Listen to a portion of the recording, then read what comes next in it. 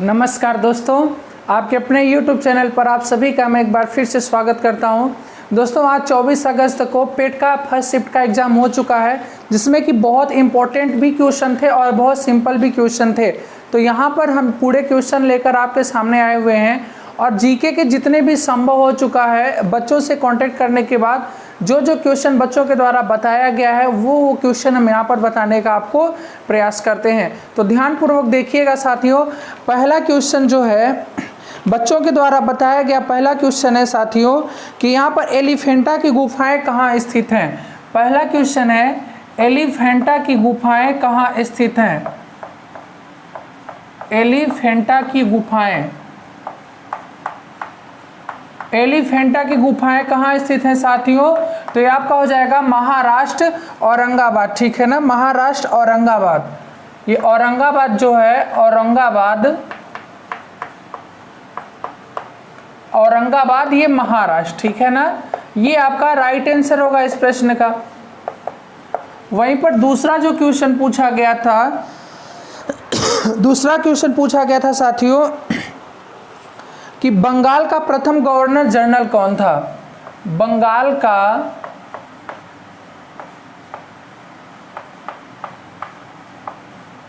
प्रथम governor general,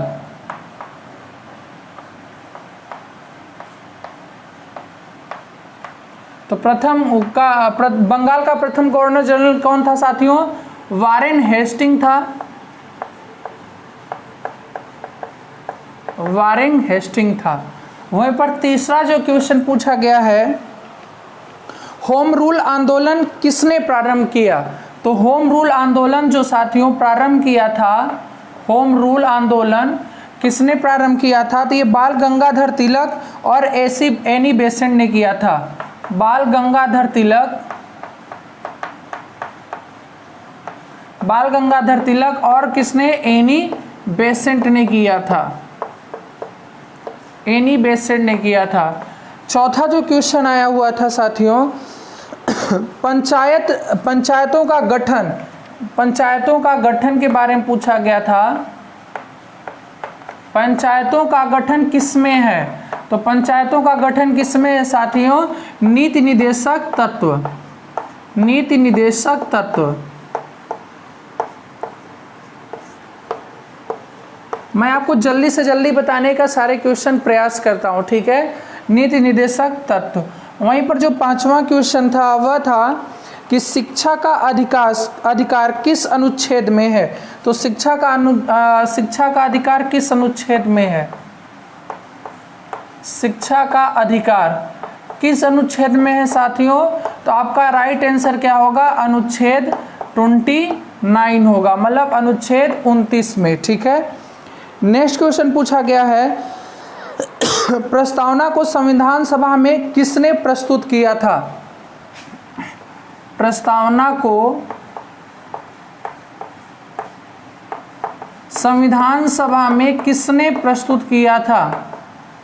संविधान सभा में किसने प्रस्तुत किया था साथियों। तो किया था पंडित जवाहरलाल नेहरू ने, पंडित जवाहरलाल नेहरू।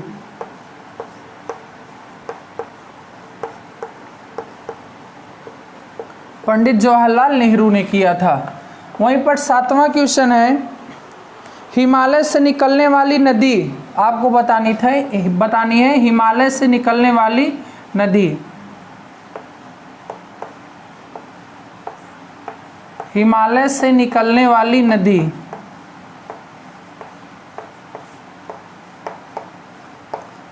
तो कौन सी नदियां हैं साथियों। आपका हो जाएगा ब्रह्मपुत्र और हो जाएगा साथियों गंगा, ब्रह्मपुत्र और गंगा। वहीं पर आठवां क्वेश्चन था विश्व में 5वें नंबर की भारतीय कंपनी कौन है। विश्व में 5वें नंबर की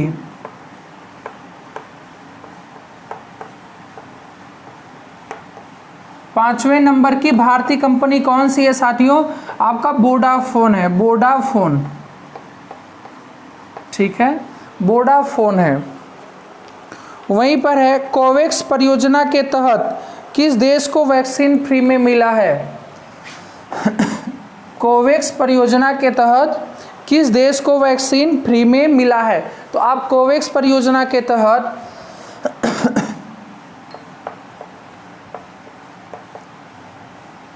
कोवैक्स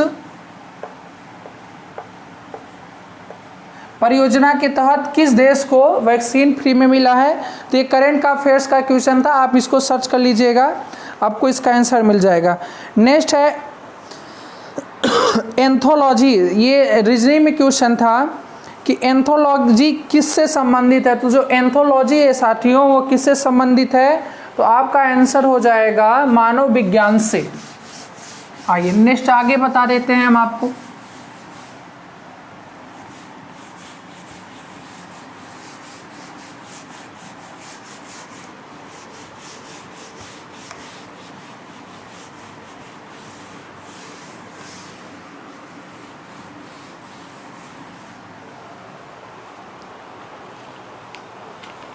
नेक्स्ट है एंथोलॉजी किससे संबंधित है? तो एंथ्रोपोलॉजी, एंथ्रोपोलॉजी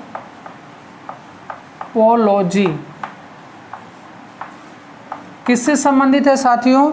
तो यह है मानव विज्ञान से, मानव विज्ञान से। ठीक है, इसके बाद नेक्स्ट क्वेश्चन है सलाल परियोजना किस नदी पर है? तो सलाल परियोजना किस नदी पर है साथियों? सलाल परियोजना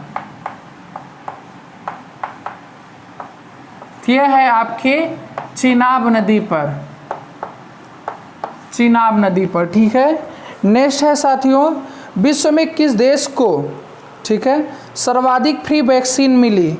ये भी आप सर्च कर लीजिएगा। ठीक है, किस देश को सर्वाधिक मिली? ये भी शायद कुछ बच्चों के द्वारा बताया गया है कि पहले राष्ट्रपति कौन थे। ठीक है, ये क्वेश्चन आया था कि नहीं, ऐसा बच्चों के द्वारा बताया गया। कैबिनेट मिशन कब भारत आया था?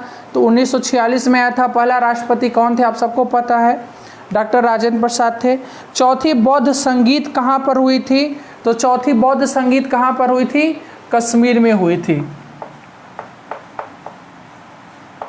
चौथी बौद्ध संगीत ये कहाँ पर हुई थी साथियों? कश्मीर में हुई थी। ठीक है, चौथी बौद्ध संगीत कहाँ पर हुई थी? कश्मीर में हुई थी। नेक्स्ट और जो बच्चों के द्वारा बताया गया क्वेश्चन है फीमा का फुल नेम क्या है? फीमा, FEMA, इसका फुल फॉर्म आया था, तो इसका फुल फॉर्म क्या होगा? Foreigner, FOREIGNER, foreigner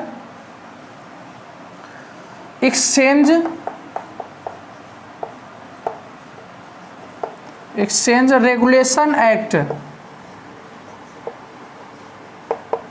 regulation act. ठीक है, ये इसका फुल फॉर्म है, फॉरेनर एक्सचेंज रेगुलेशन एक्ट। ठीक है, फिर इसके बाद एक और क्वेश्चन था करो और मरो का नारा किसने दिया था?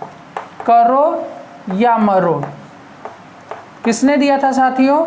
सबको पता है, महात्मा गांधी जी ने। महात्मा गांधी जी ने करो या मरो का नारा दिया हुआ था। ठीक है, नेक्स्ट है साथियों हिंदी दिवस कब मनाया गया? तो हिंदी दिवस कब मनाया गया? हिंदी दिवस तो ये आपका 14 दिसंबर को मनाया गया, 14 दिसंबर को मनाया गया। नेक्स्ट क्वेश्चन है साथियों सुभाष चंद्र बोस ने किस अधिवेशन में अपनी अध्यक्षता से मतलब सुभाष चंद्र बोस ने जिस अधिवेशन से अपने अध्यक्ष पद से इस्तीफा दिया था उसकी अध्यक्षता किसने किया था? तो उसकी अध्यक्षता किसने किया था? राजेंद्र प्रसाद ने किया था, राजेंद्र प्रसाद ने किया था।